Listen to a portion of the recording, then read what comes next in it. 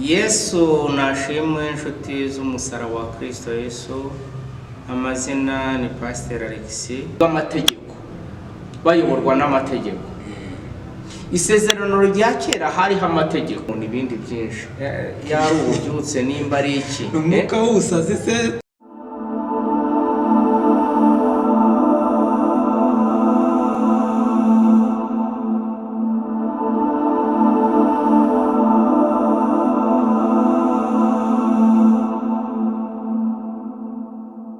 Yesu nashimwe inshuti z'umusaraba wa Kristo Yesu. Amazina ni Pastor Alexis. Nezera umwami Imana yuko amaye umwanya Imana imaye kuba ngihumeka nyiriho mufata nk'uw'agaciro, ntabwo mbifata nk'ibya buri munsi, kubera ko hari abifuje kuba bagihumeka uyu munsi batagihumeka. Uyu munsi nje kuri imbere yanyu kuri kamera, mfite mwene data hano ahangaha ku rusengero ngo afite ibyifuzo akeneye kumbaza, ariko twumva ntitwabyihererana dushobora kubisangiza n'abandi. Reka dusenge Imana, hanyuma nitumara gusenga dufatikanye, dore ko mushobora namwe kudufasha gusubiza ibyo bibazo bya mwene data. Imana ibahe umugisha. Data, mu izina rya Yesu, Imana nyir'ububasha nyir'ubushobozi, uhabwe icyubahiro umutabazi wacu, kuko ari wo duhaye kubaho, kuramba no kuramuka. Uhabwe icyubahiro kandi tugushimira n'impano nziza y'agakiza waduhaye, Mwami ukadukura mu mwijima ukatuzana mu mucyo. Ndasenze muri aka kanya nsengera mwene data uri hano ufite ibibazo, ndetse na bene data bandi bari hirya no hino bafite ibibazo nk'ibyo, kugira ngo ubabere igisubizo. Urakoze kukumva gusenga, umwuka wera ayobore Mwami kubaza nanjye usubiza, kugira ngo buri wese abashe kubona igisubizo cy'ibibazo afite. Dufashijwe nawe mu izina rya Yesu, amen. Yesu aguha umugisha. Tujya tunezererwa iyo usangije ubutumwa bene data, dore yuko hari abandi bantu b'inararibonye, abandi bantu batunze umwuka wera. Nta yindi ntego ituma tuza no gufashanya kugira ngo twamamaze inkuru nziza ya Kristo Yesu. Rero urashobora kwandika hariya hepfo muri komenti igitekerezo cyawe nawe uko ubyumva. Reka twakire mwene data, hanyuma abanze yivuge nubwo mutamureba.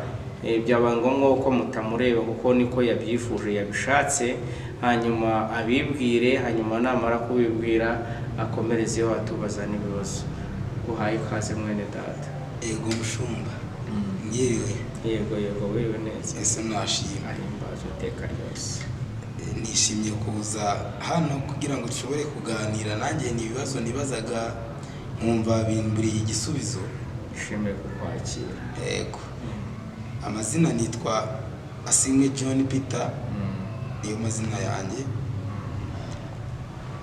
Imirimo nkora ni myinshi, ariko ntabwo ari ngombwa kuyisobanura yose kubw'umwanya. Yego. Ahubwo nagira ngo ngere ku cyari cyanzanye. Mfite ibibazo byinshi ariko ndakubazamo bikeya. Nasomye ijambo n'ubu ngubu muri Bibiliya, ariko nkajya numva baravuga ngo ni ugushaka umugore umwe, ariko ndebye ku bakera batubanjije nkabona barashaka abagore babiri, abandi barashaka ba Salomo bashatse 1001. Nibaza no kubera iki twebwe dushaka umwe kandi abandi batubanjirije barashatse babiri n'abarengaho. Kandi birivuga ngo twegere ku birenge by'abatubanjirije. Umunsi wumvishe ufite ataguhagije uravuga uti ndashaka gushyiraho abandi, ariko Bibiliya abigisha baranyitambika na Bibiliya, reka mbaze neza. Wakoze rwose, wakoze kubaza, ariko nizere ko nawe urazana uko ari ukubaza, wenda ukazafata icyemezo nyuma. Oya banza usubize, ndaza kukubwira nta kibazo. Okay. Abantu benshi Bibiliya, abantu benshi bayita inyanja, abandi bakayita amahurizo, bayita amazina menshi. ariko mu by'ukuri Bibiliya ntabwo ikomeye ku batunze umwuka w'Imana. Bibiliya iroroshye cyane, ikomereye nyine abadatunze umwuka, ariko abatunze umwuka bo nta kibazo. Uribaza uti kuki uyu munsi twebwe ijambo ry'Imana ritatwemerera gutunga abagore benshi? Sinzi nimba ari abigisha cyangwa nimba ari Bibiliya ibibabuza. Naye nakubaza, ni Bibiliya ibibabuza cyangwa abigisha? Abigisha barabibuzanya, hamwe Bibiliya ikavuga ngo urabyemerera. Wanyereka umurongo birivuga ko kubyemerewe? None se ntabwo najya kure, uhereye kwa Yakobo yagiye gusaba bakamuhereza utari we, kandi nyuma yazasubira bakamwogeza n'undi. Ariya mu itangiriro. Okay, sawa. Ikintu wagakwiriye kumenya, wari wasoma Bibiliya, ntekereza ko uyisoma. Hano hari ikintu wagakwiye kureberaho. Hano hari urupapuro, hano aho urahabona. Ndahari. Aha handitse ngo, hano handitse ngo iki? Ubutumwa bwiza bwa Yesu Kristo ko bwanditswe na Matayo, sibyo? Hano handitse ngo iki? Isezerano rishya. Iki kintu ni ikitondero. Iki kintu ni, urabona nuko hari isezerano rya kera. Uyu munsi umuntu akwaje ngo Bibiliya ifite ibice bingahe? Tuvuga ngo ifite ibice bibiri, isezerano rya kera n'isezerano rishya. Rero mu isezerano rya kera hari abantu babayeho ku bw'amategeko, bayoborwa n'amategeko.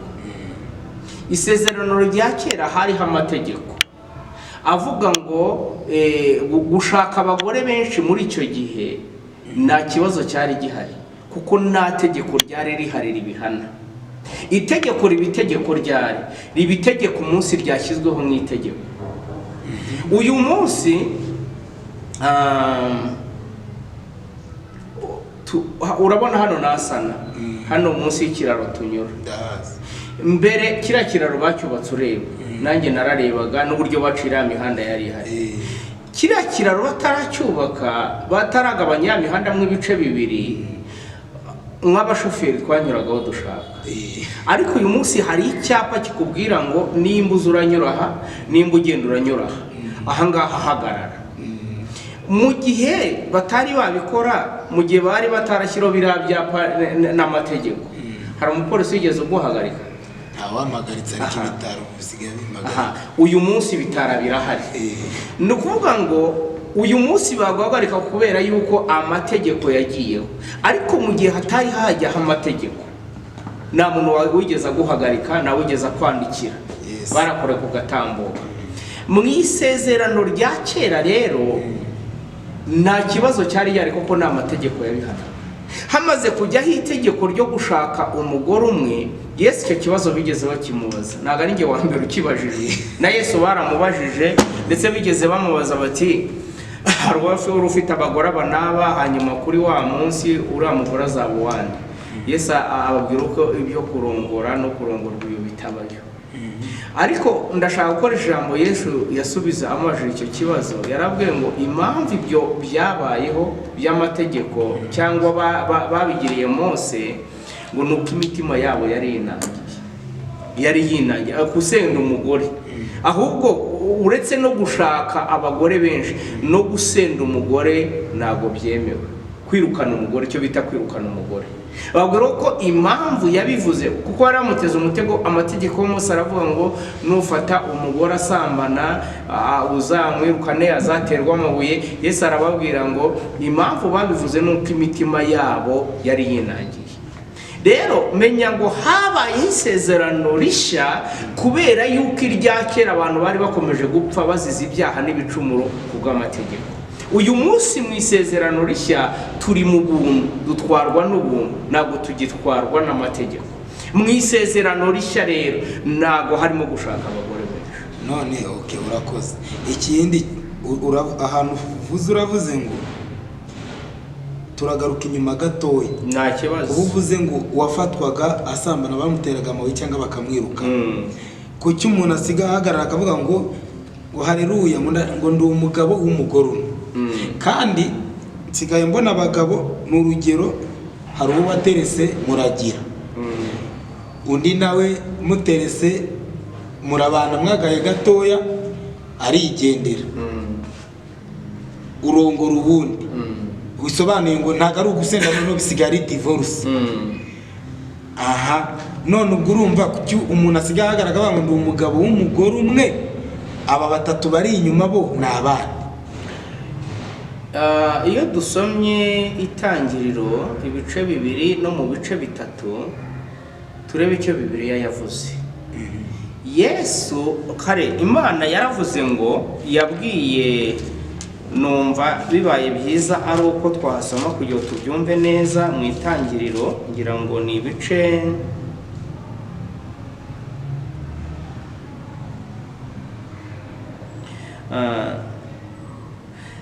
ibice 2 wenda dore ku murongo wa 18.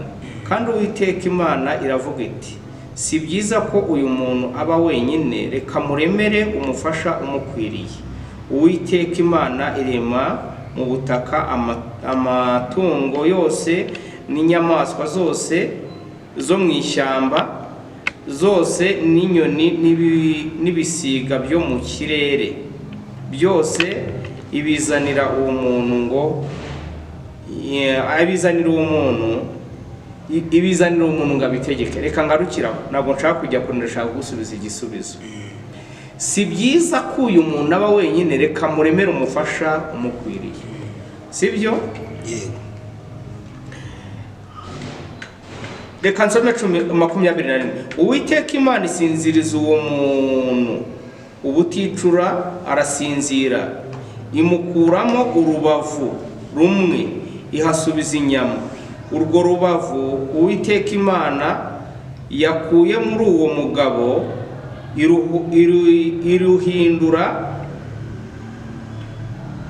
iruhindura umugore, imushyira uwo muntu. Aravuga ati, uyu ni gufwa ryo mu magufwa yanjye, nakara ko mu mara yanjye, azitwa umugore kuko yakuwe mu mugabo. None birakivuze ngo yaremye umugore ntabwo avuze ngo yaremye abagore irabamuzanira. Yaremye umugore iramumuzanira. Ese twibaze, Imana yari inaniwe, tuvuga ko yari inaniwe kurema abagore benshi ngo bamuzanire nimba bari bakenewe? Yaremye umwe iramumuzanira. Hari ibintu abantu bishyiriyeho ariko atari iby'Imana yishyiriyeho. Rero Imana ntago yari biravuga ngo yari ifite umwuka usaze.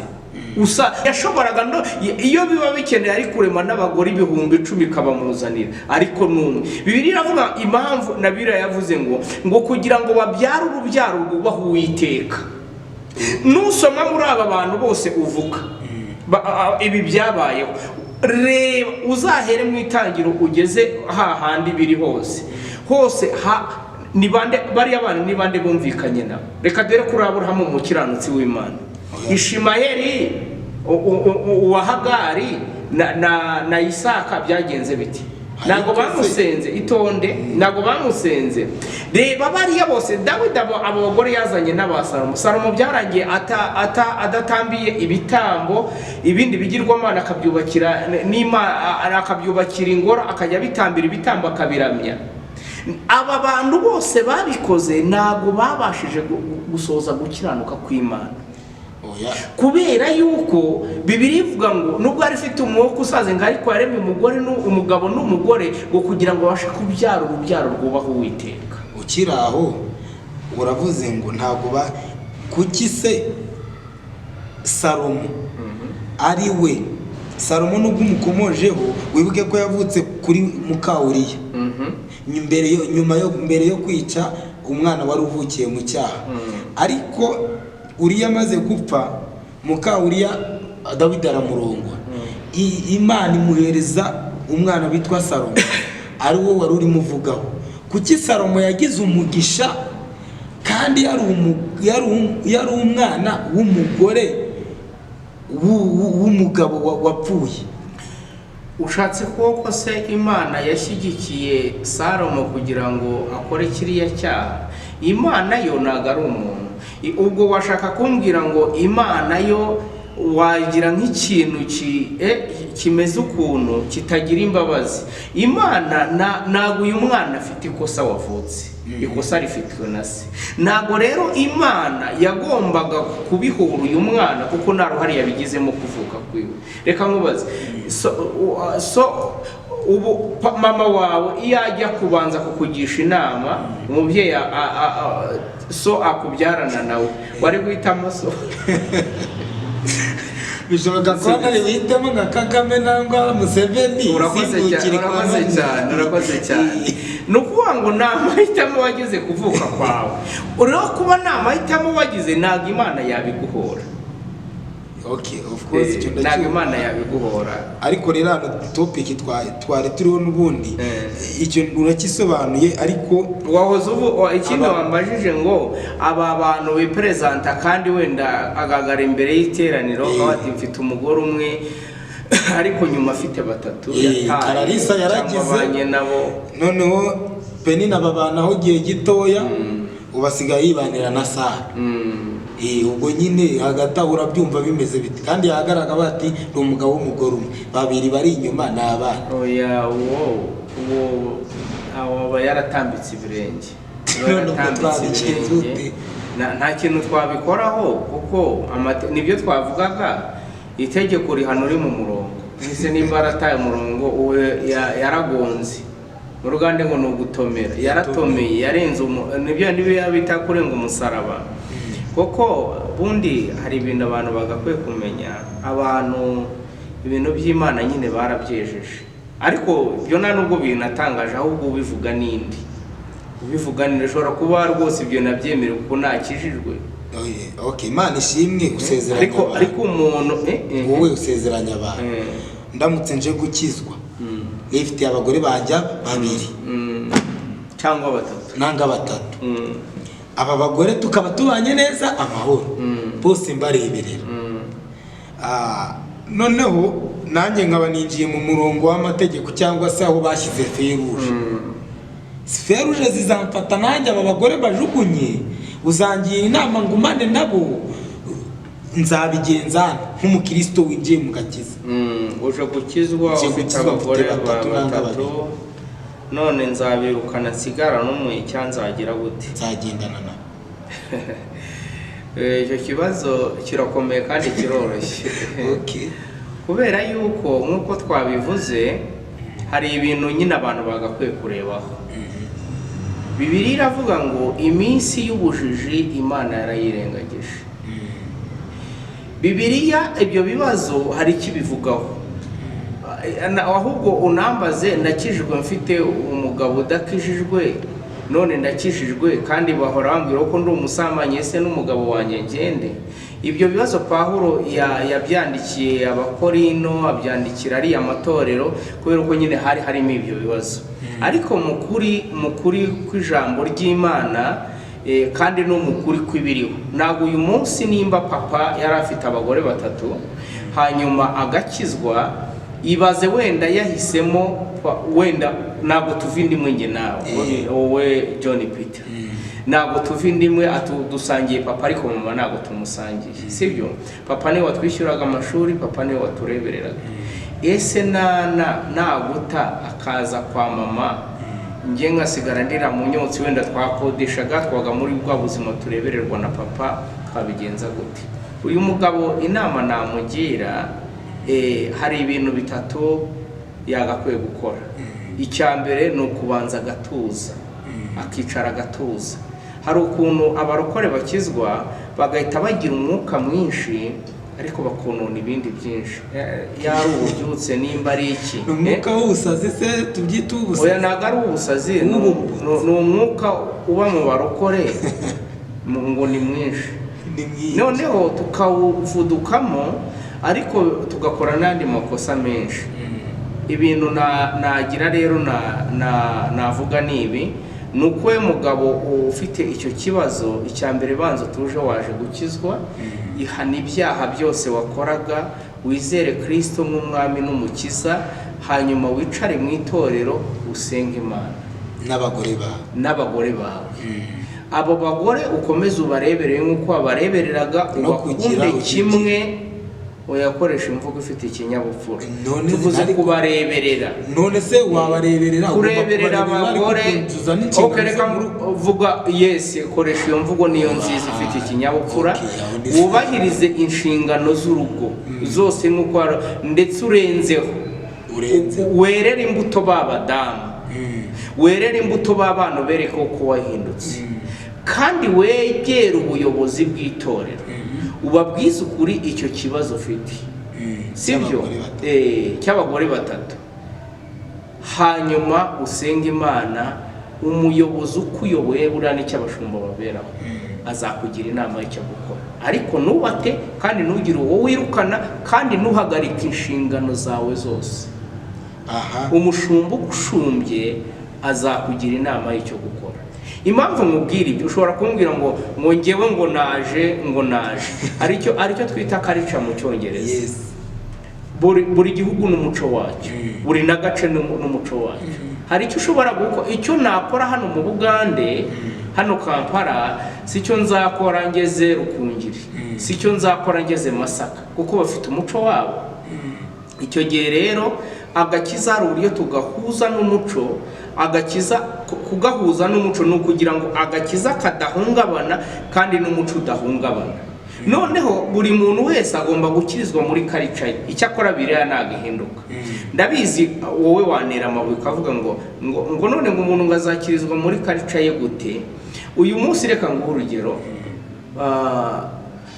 Abagande babyinisha ikibuno, Abanyarwanda tugatega amaboko. None se babyinira Imana mu Rugande babyinisha ikibuno, kandi umwuka kamanuka bagafashwa, kandi n'Imana ikanezerwa uko babyinnye n'Imana muri karica yabo.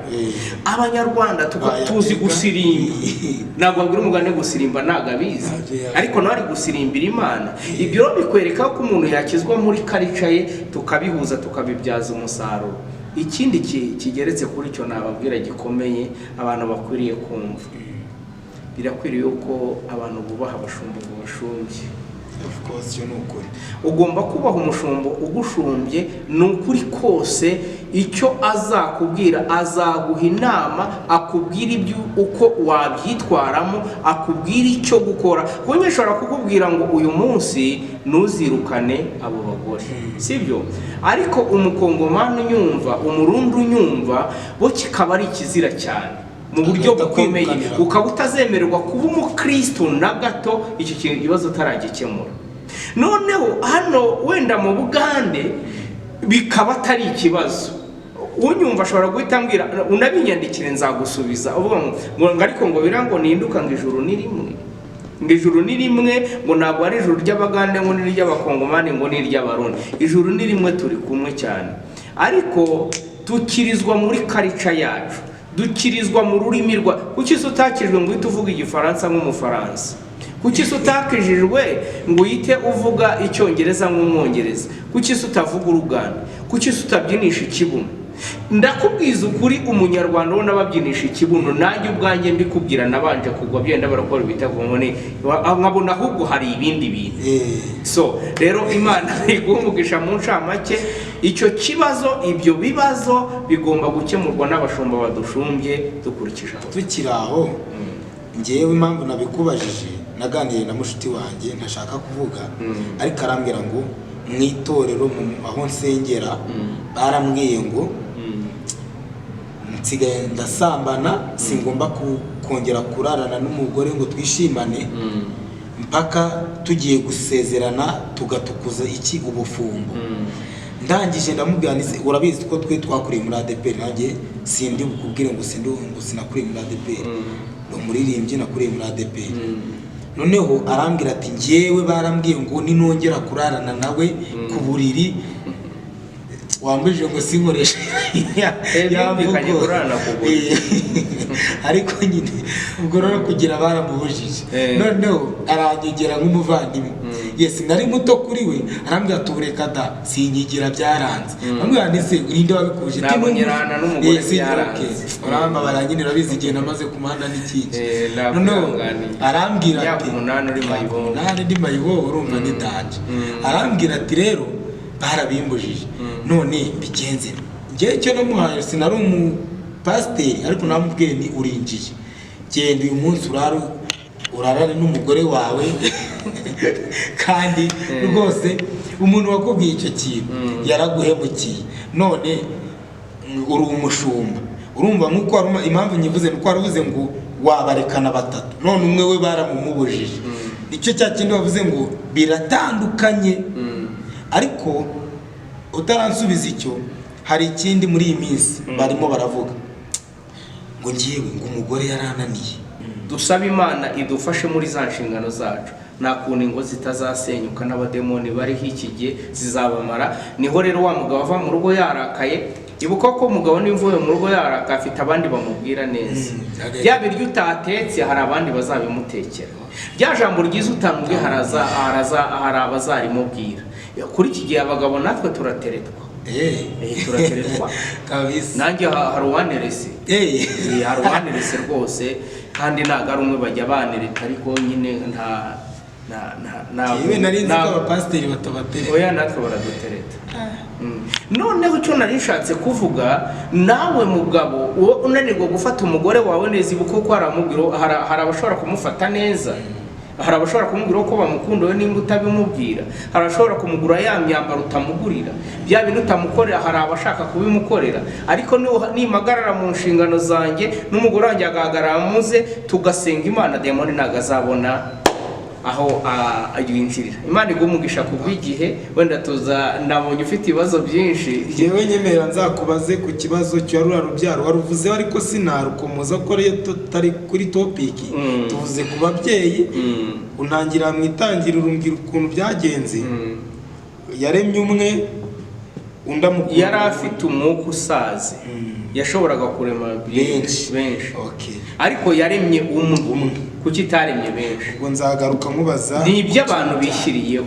unyemerere ku kindi kiganiro nzaza nkubaza ku urubyaro rwaba Imana iguha umugisha urakoze cyane murakoze Imana iguha umugisha nawe kandi abantu benshi riba bari bameze nkawe bakegera ababakuriye abafite icyo babarusha bakabaza kuko benshi bakora amakosa batabanje kubaza urumva uwo mwana byari gushoboka ko ahita yirukana umugore we akamutorotira akamwirukana kandi wenda n'imfubyi nafite n'iyajya ngo ni ugukiranuka ni byiza ko twakwegera abadukuriye tukabaza nshuti umurikiye muri aka kanya ibibazo bye ni byinshi kandi nawe urabifite urashobora kwandika muri komenti ukabaza nawe ikibazo cyangwa se uranemerewe gushyira komenti ugatanga n'igisubizo kugira ngo mwene data arushirizeho kunyurwa rwose rero bagabo uhagarare mu nshingano zanyu ntabwo umwanzi azabona wibizanamo umwuka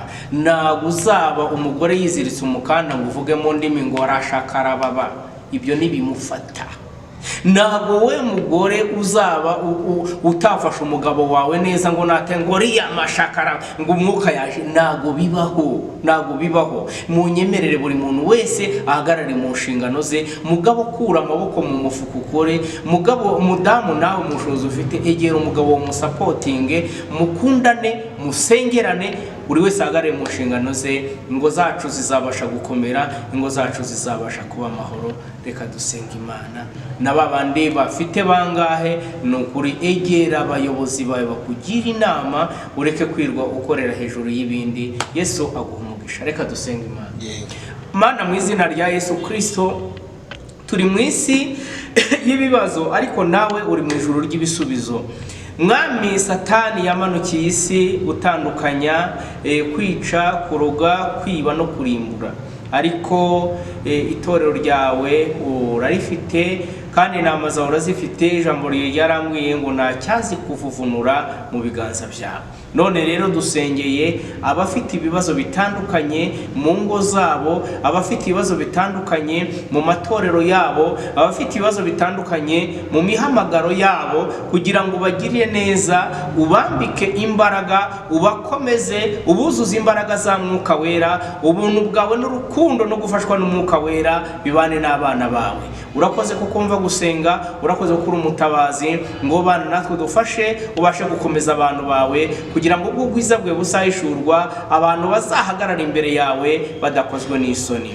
Icyubahiro n'ikibi cyawe mu izina rya Yesu, amen. Yesu aguha umugisha mu izina rya Yesu, amen.